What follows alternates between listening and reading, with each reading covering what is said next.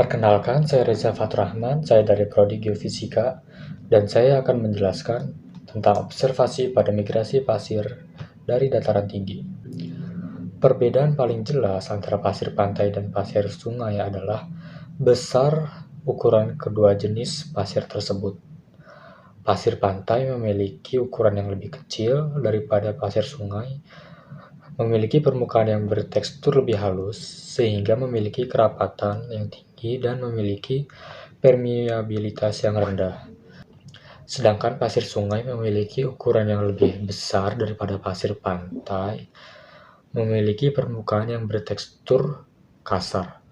Ukurannya juga terdistribusi sehingga setiap partikel dari pasir ini berukuran berbeda dan memiliki permeabilitas yang tinggi sehingga air dapat melaluinya dengan mudah. Permeabilitas ini terbentuk akibat partikel pasir yang besar dan terdistribusi ukuran yang beragam.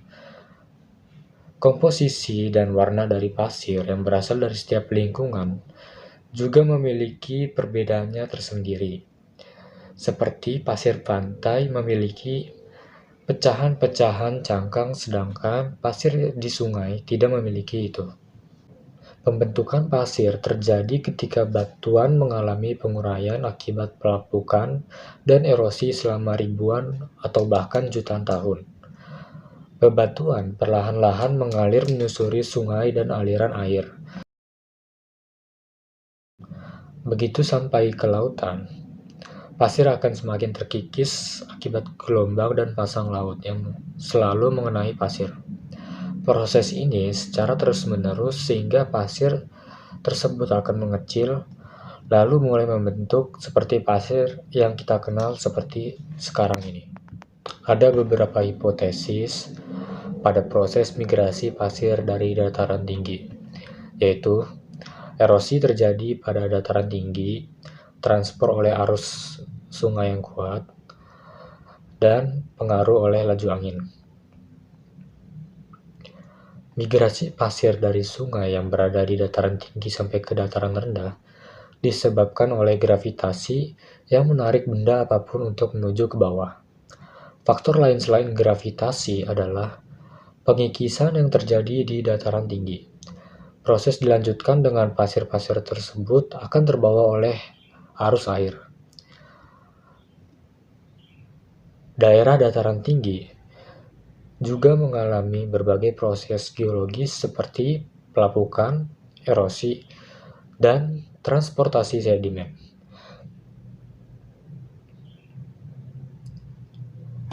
Transportasi sedimen berperan dalam pemecahan atau penghancuran batuan dan pembentukan sedimen, termasuk butiran pasir. Hujan, angin, dan gaya alam lainnya berperan dalam memecahkan batuan menjadi partikel yang lebih kecil.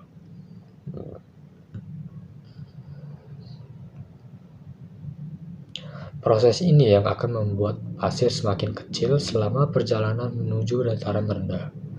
Perjalanan pasir menuju dataran rendah atau ke pantai akan terbawa bersama oleh air. Proses ini disebut transportasi fluvial. Proses ini secara bertahap diangkut dari daerah dataran tinggi ke elevasi yang lebih rendah. Saat sungai dan aliran air yang membawa pasir mendekati pantai, mereka sering melambat, yang mengurangi kemampuan mereka untuk mengangkut pasir. Penurunan kecepatan air ini menyebabkan sedimen termasuk pasir mengendap dan mengumpul. Daerah deposisi ini biasanya terletak di muara sungai atau sepanjang garis pantai. Eksperimen bisa dilakukan dengan penelitian dari observasi di lapangan, seperti mengukur kuat gelombang arus sungai. Kuatnya pengaruh angin juga diperlukan dengan mengukur laju angin di lapangan. Pembuktian erosi bisa dilakukan dengan mengobservasi dataran tinggi untuk mencari letak pengikisan yang terjadi dan mengambil tiap sampel pasir di tempat berbeda sepanjang sungai mengalir sampai ke dataran rendah. Pengambilan sampel dapat diteliti lebih lanjut dengan mikroskop.